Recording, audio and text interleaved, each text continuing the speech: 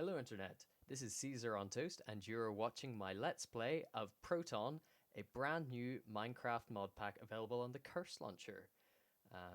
I'm playing on Mac, this is also available on Windows and Linux I believe. You just go to the Minecraft section, go browse all mod packs, search for Proton. There might be an easier way to do this. I'll put the links in the description for those of you who are interested. Then install it. When that's ready, it'll be available from this dashboard area, and you just click play and it'll load up. This might take a while depending on how good your computer is, but once it's loaded, you'll get to this familiar screen from vanilla Minecraft. Ooh, it went all trippy there for me. Just play about in the options to see what's good for you. I've got all the sounds kind of to my liking, video settings. I've changed it just to get the optimum quality for doing 720p 30 frames a second on YouTube. I think we'll find out about that when this is uploaded and everything. Then hit single player. You want to create a new world. You saw I had a couple there already prepared because I am that prepared for this. So you will be in survival by default. If you want to just mess around in creative first to get a feel for the mods and the environment, that's cool. I'm going straight in, basically blind. I've played a little bit before, just so I know that it's something that I'll enjoy. You'll want to go into more world options here actually when you're setting it up, and click this a few times, this world type option, till you get to realistic, because this adds some really cool features that we're going to see a lot of later. And I'll be pointing out some of the cool world gen things that are, they're kind of like vanilla, but they are special add-ons, let's say. So these final two options allow cheats and bonus chests. That's up to you if you want to cheat. I won't judge. So let's get started. The first time you start the world, it'll take a while to load because it's got to generate a whole new world. I've logged into this and walked around a little bit just so it's not terrible the first time you log in. So the first thing you might notice is, if I be quiet for a second, apart from those lovely pig noises, we've got some Ambient Birdsong, which is a really nice addition. There's a lot of subtlety in this mod pack. It's not like other mod packs where there's like 1,000 mods and they're all in your face with these different mobs and items that just pop up in your world. This one's basically vanilla plus a few really cool new features that arguably should be in the vanilla game, but aren't for one reason or the other. You saw there when I mined out the tree that the leaves decayed really quickly, which is a really nice feature. Because then you don't have to wait around so long for your saplings to pop out. I just threw the wood out of the inventory there by pressing Q over it, and that enabled me to get the getting wood achievement because I'd done that in the wrong order. I'm not a huge fan of starting off in the forest, so I'm actually going to walk over to some hills I see over here. It's just nice to be able to see far, especially when it gets to night and there's mobs about. The forest is just a really, really scary place. And then when it gets to morning, they stick around because they can hide out under the leaves and not burn up in the sun. One thing we also need to start progressing in this mod pack is this long grass. We got to break a lot of it just to find some hemp seeds, because that's going to be really useful for progressing. I have read. I've got a little guide here, which I will also put a link to in the description. And that's just telling you the ways of getting through each tier in this mod pack. So I just see some coal up on this hill here, and I'm going to mine that out so we can make torches, because one of the really, really scary things that you will encounter on your first night in this mod pack is the advanced darkness. No, this isn't SpongeBob. The hardcore darkness mod, which just makes everything pitch black. It is scary. If you walk into a cave, you won't be able to see 5 meters in front of you, and if you go into that darkness, there is no way you're finding your way out of the cave without a light source. So just having a good stack of torches on you at all times, that'll be necessary for playing this mod pack. Hopefully within a couple of videos we'll have a decent base going and we'll have progressed at least a couple of tiers in the progression. As I said, it's basically vanilla with add-ons, so none of this should be completely strange or startling to you, especially if you've played a few mods before. Um, One thing I'll just show you here as we're starting out, because I am trying to make this a bit of a tutorial, even though I'm coming into it blind, is that in your inventory, unless you hit, I think the key is O. No, I'll have to go into the key configs to change it to that. But there's this just enough items interface, which will show you all the items that are available in the mod pack. It also has a really handy search feature, which if you type in anything, the items with stone in it will pop up. Dirt's also common, wood, stuff like that. You might want to search for it just to see all the different varieties. I actually wonder, are there any new kinds of wood variants? Not that I can see. But what you can see is there are these oak wood tables. You used to have to make that with a fence and a pressure plate on top of it. They've added those in this Better with Mods mod. And there's also benches, moldings, only one color of pressure plate, which is a bit of an oversight. I think they should add some of this to the Quark mod, maybe. But anyway, I'm getting sidetracked. If you type in at and then Minecraft, I think that shows you everything. No, it doesn't. At Minecraft will show you all the vanilla items. Quark is another mod in this pack, so if you want to see all the items in Quark, you just hit at Quark. So you got all the different kinds of oak and bookshelves, which is pretty nice. Different color beds, which is also a cool addition. Different color item frames. This just gives you a feel of what each mod has to offer. Some mod packs will have hundreds and hundreds of pages, which is just ridiculous, really, because there's no way you could remember how to craft each thing. So see these oak bark items. That's not immediately obvious how to craft it. So if you just hit R while your mouse is over that, you'll see how to craft it. So it's just 2x2 of oak wood, and you'll get this oak bark, which gives you the bark texture on every side, not just this like internal cross section texture, which you get on normal wood blocks. So as well as that, if we hit U over a item, we get to see all the things you can make out of it. So you can make 4 oak chests with a ring of oak wood. That's actually very handy for crafting a lot of chests at one time. You can cut out the middle step of making the planks. You also make a chiseled fluid bit tank. That sounds exciting. I imagine we'll get onto that later. Also, if you hit the arrows up here, you can see, so that was crafting table, things you can do with oak wood. This is things you can do with it in as fuel in a furnace.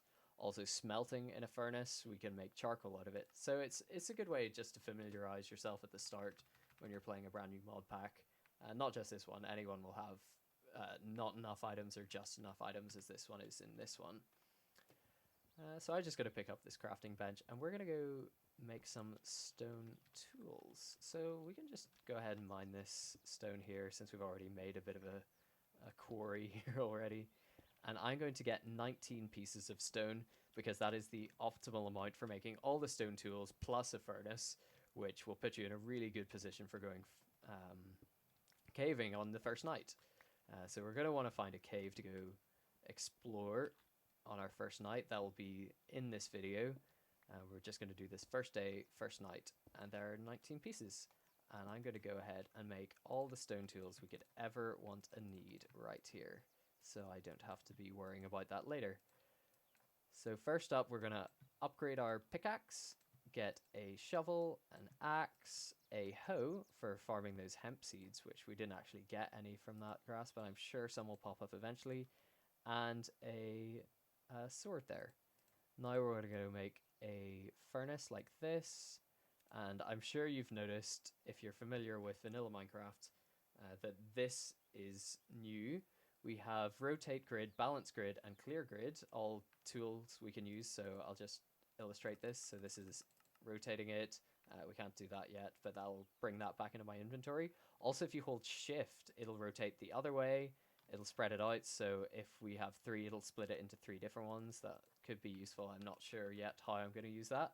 And this will drop items if your inventory is full and you try to clear the crafting grid, which is also very helpful just to have those things. I don't know about you, but I like to have my inventory super organized. Just all the quick keys, I press 1, 2, 3, 4, 5, 6, 7, 8, 9 to change my hotbar. but I like to have the tools in the first 4 or 5, which enables you to swap between them really quickly and more precisely than using the mouse wheel, which is this. Another actually quite cool feature, if you haven't played Minecraft 1.9 and 1.10, is if you middle click on the spruce wood or any other material that you have in your inventory, it'll move it onto your selected item. So I just middle clicked there and it went straight to the spruce wood, which is really, really handy for building. So this here is the layout that I use for my inventory. I have sword 1, 2 is torches, great for caving, stone pickaxe 3 or whatever kind of pickaxe I've got, and then 4 and 5 which are less used and further away for your fingers to stretch, axe and shovel. You don't have to always have these, but I just like the convenience of it. And then the 6th slot is for food, so you can actually mouse to it pretty quickly, but you never need to get that in a hurry. And then ender pearls in the last slot, because you can go from stone sword to ender pearl if you need to escape quickly. And then building blocks usually in these two here, 7 and 8. So I'm going to... I saw a pig there and the sun's about to set, so we will experience the advanced darkness very quickly. Let's kill this guy. Actually, what we want to do is do criticals, which is if you jump and then on your way down, if you hit, it'll one-shot all the animals in the game, I think. I'm going to actually try and get 3 bits of wool here to make a bed. It's not really worth my while killing these chickens, but I might grab the eggs and feathers. One-shotting these animals. The critical hit sound is actually quite nice and satisfying. I'm going to let it get dark here just so we can see the hardcore darkness, but I'm then going to make a bed because I don't want to be outside at night with this darkness. It is very scary and we don't want to mess with it. Get rid of that black wool. Just look how quickly it just goes from being able to see to whoa, this the sun's not even fully set and I can't see a thing. In fact, I can't even see my bed. This is worrying. I'm gonna just stick something in the furnace just to get some light, and then I'm gonna sleep. Wow, I just couldn't see a thing there. That was crazy. So yeah, props to the maker of Advanced Darkness. That is a pretty cool addition to the game. Just makes it very scary to be outside at night. And I can see, ooh, Enderman. Do I want to fight? I'm going to avoid him. That's what I'm going to do. Oh, yeah. Just use torches to mine the furnace. That's good. Good work there. So before I go caving, I just need a little bit more pork. I'm going to murder these guys. Come on. Meet your doom. Aw. It's humane to kill them in one shot, but I'm failing at that pretty badly. Come on, hit him. How hard is it to kill sheep? Maybe my character thinks he's a vegetarian. We need to do this to survive, man. Come on. I am completely failing. I usually play a lot better than this. So I think I got a decent amount of meat. We can cook that up once we find a cave. And I think I saw some, and a river over here.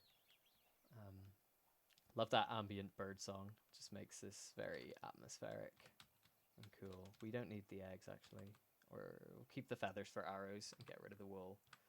And just have a nice efficient 8 of each kind of meat, because that will cook with 1 piece of coal. Now what is this creature over here? This is not a vanilla mob, is it? Ooh. Is that an oil? Are you friendly? Are you gonna kill me? Oh, he's flying away. Get him, get him. What's he drop? Oh no, he's strong as well. Monster Hunter. Oh, so he's a mob. I guess they're nocturnal, so maybe they only come out at night. And he dropped a feather. That's okay. I did feel like a bit of a monster murdering a brand new creature. Like, what's the first thing I do when I find a new creature in Minecraft? Kill it. Kill it now. So, oh, a village.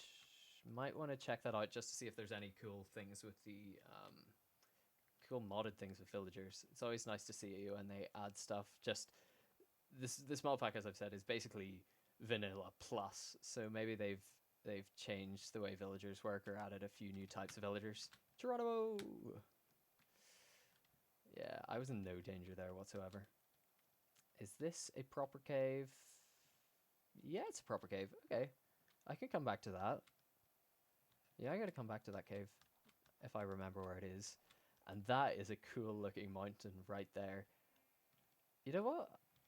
I might actually make this village my home.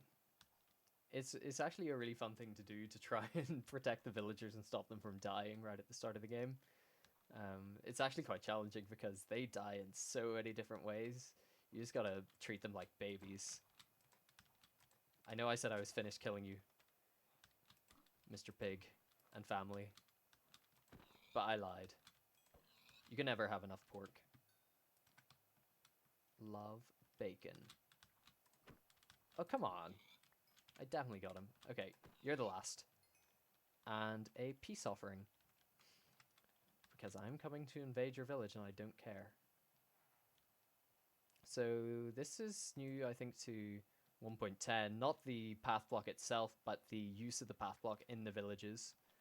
It's very nice. It makes a lot more sense than the gravel, I think. And good that they're using the blocks they add.